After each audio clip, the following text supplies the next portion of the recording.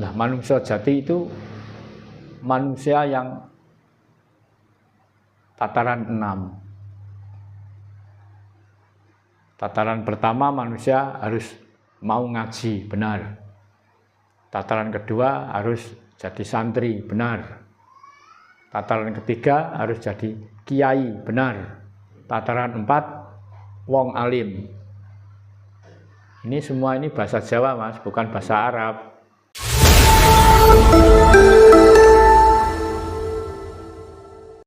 Nah, cara bertuhan yang jelas ya, kita itu kan ajaran kawruh SS, kawruh sedulur sejati. Ya lewat sedulur sejati. Makanya tadi manusia itu percaya bahwa Tuhan itu ada berapa persen, kita nggak tahu.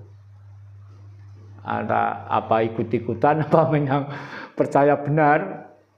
Itu satu. Tentang percaya dulu ini loh. Manusia berapa persen percaya bahwa Tuhan itu ada. Terus yang kedua kali ini tadi, percaya apa enggak manusia itu punya saudara yang sejati.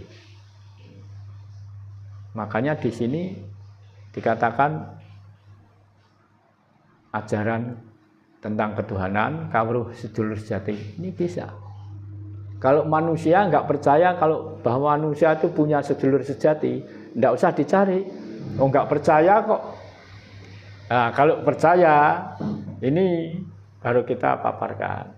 Manusia memang semua manusia sedunia sama. Karena apa? Saya yakin di hadapan Tuhan manusia itu sama. Manusia sedunia, bukan hanya orang Jawa. Tidak ada manusia yang istimewa di hadapan Tuhan, enggak ada.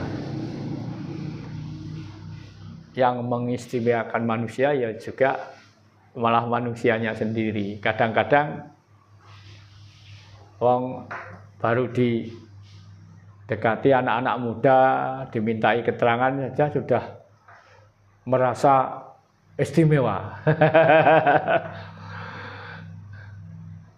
Itu sebetulnya kita belajar ini. Bapak. Iya. Ini ada istilah kalau di sini kan kalau kita bertuhan kan lewat sedulur sejati. Iya, benar. Dan ada lagi yang sering saya dengar itu guru sejati. Nah, ini perbedaan sedulur sejati dan guru sejati ini menurut Bapak pripun? Nggih, matur nuwun. Lah ngeten iki sing kula seneng. Sedulur sejati kalih guru sejati memang berbeda. Apa itu beda rupa, apa beda posisi? Posisi jelas beda.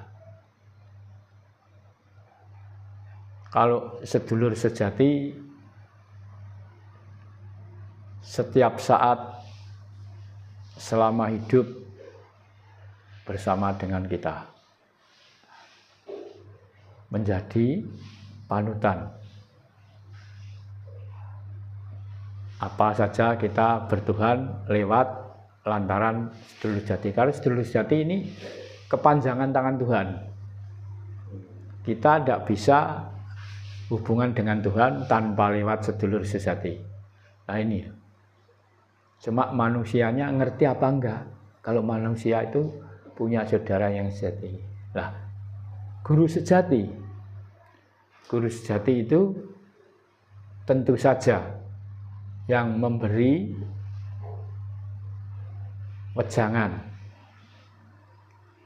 gaib. Tentu saja posisi sedulur sejati dan guru sejati berbeda. Ini nanti kalau belajar bisa nyampe ke sini.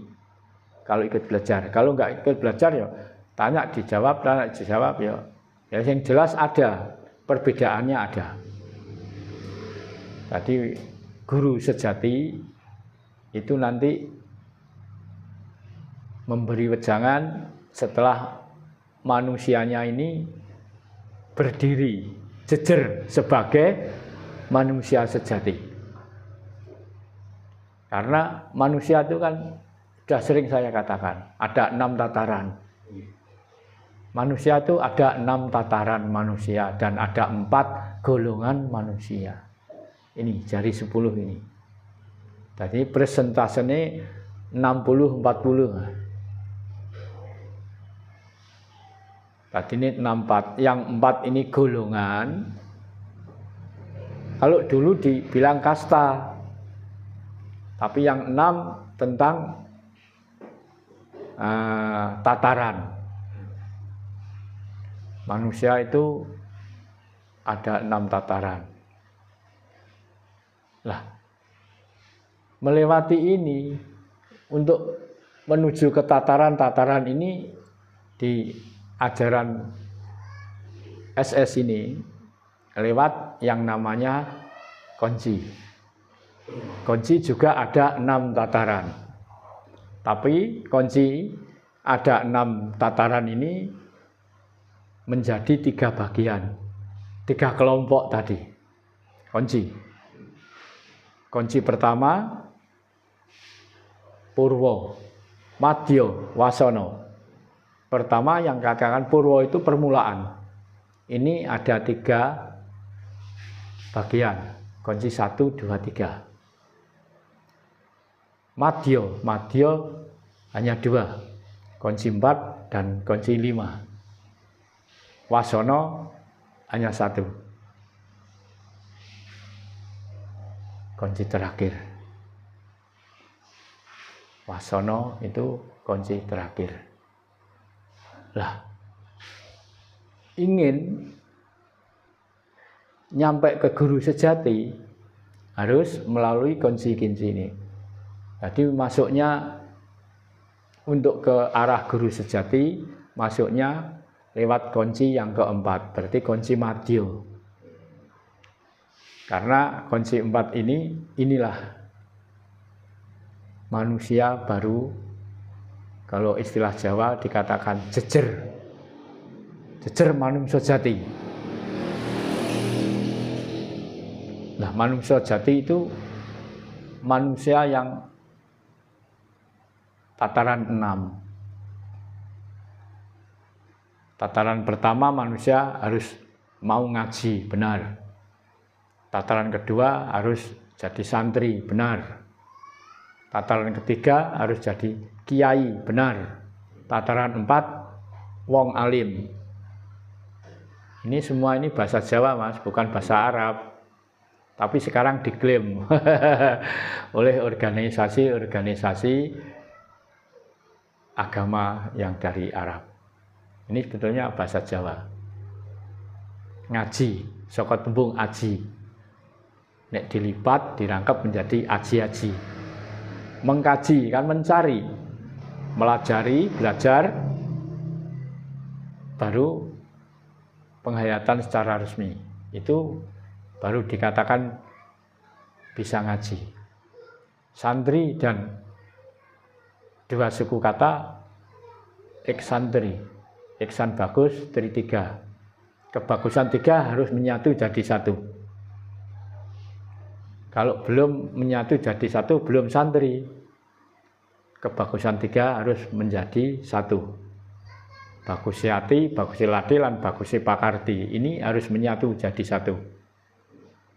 Ini manusia tataran kedua harus bisa jadi santri. Tataran ketiga kiai. Kiai itu dari suku kata kaki-kaki yang sudah hakiki. Ya artinya sudah kuat, sudah prigel. Kiai orang tua atau orang sepuh. Jadi kiai itu sebetulnya predikat jiwa orang yang sudah prigel tentang kesepuhan. Kalau belum itu belum. Karena panggilan jiwa yang disebut itu jiwa, bukan raga. Bukan pakaian. Bukan casingnya, tapi jiwanya. Terus tataran 4 disebut wong alim. Wong itu ya bahasa Jawa.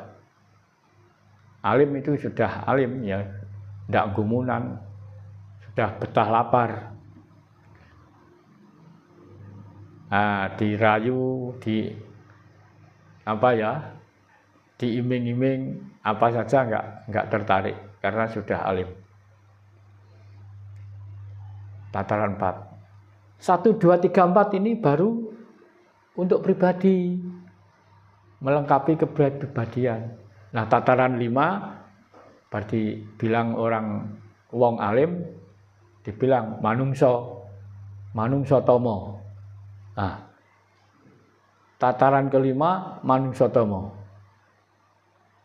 Tataran ke-6 manusia jati. Manusia tomo itu manusia yang sudah berguna untuk orang lain.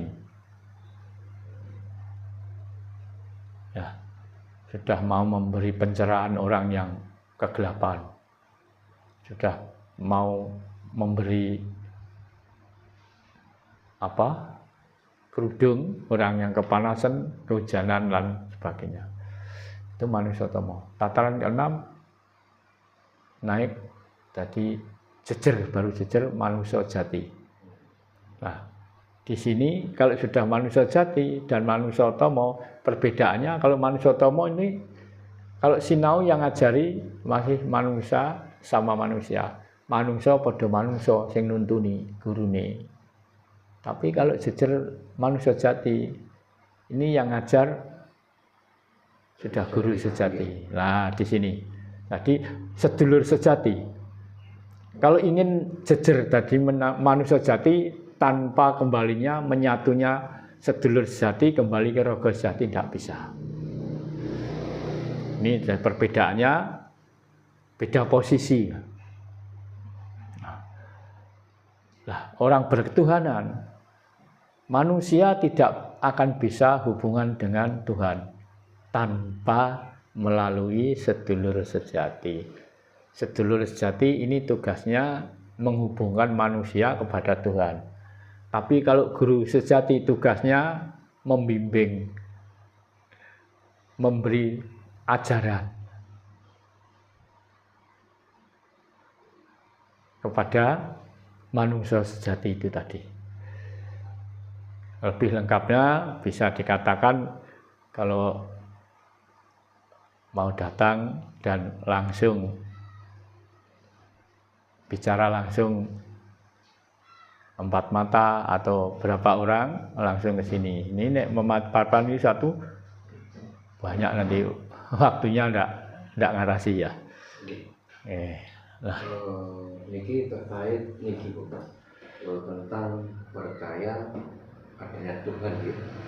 Bahwa sebagian besar manusia itu percaya jika Tuhan itu berada di langit. Nah, kalau menurut pemahaman orang Jawa, Tuhan itu berada di mana? Nah ini, jadi pertama percaya nggak bisa dipaksa dan nggak bisa ditolak, tapi ada bukti. Untuk orang Jawa percaya kepada Tuhan, ada orang bilang Tuhan itu di langit. Bisa berapa persen percayanya? Punya bukti apa? Kalau orang Jawa penak kok, mudah diteliti.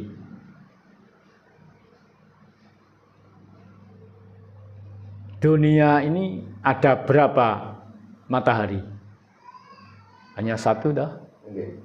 Tanpa matahari gelap terus. Kalau siang diterangi oleh matahari. Ada matahari, ada bulan, ada bintang. Bulan, bintang, matahari itu awalnya, datangnya dari mana? Berjalannya mengarah kemana? Dari timur ke barat. Makanya orang Jawa punya keyakinan bahwa Tuhan ada di sebelah timur. Itu keyakinan, kepercayaan. Karena apa? Semuanya sudah diakui, semuanya dari tangan Tuhan. Nah, kalau apa-apa dari tangan Tuhan, berarti kalau awalnya dari terbitnya matahari dikatakan timur. Ini kepercayaan loh, ada bukti, nggak bisa dibantah. Siapa bisa membalik perjalanan matahari? Nggak ada yang bisa. Makanya orang Jawa punya keyakinan bahwa Tuhan itu ada di dunia ning jagat sisih wetan. Tapi jangan nyalahkan kalau ada orang bertuhan itu menghadap ke timur. Itu percayanya masing-masing. Yang lainnya mau menghadap ke barat, mau menghadap ke utara, ke selatan, silahkan. Orang Jawa tidak pernah mempermasalahkan itu. Jadi itu buktinya bahwa Tuhan bisa dikatakan ada di timur.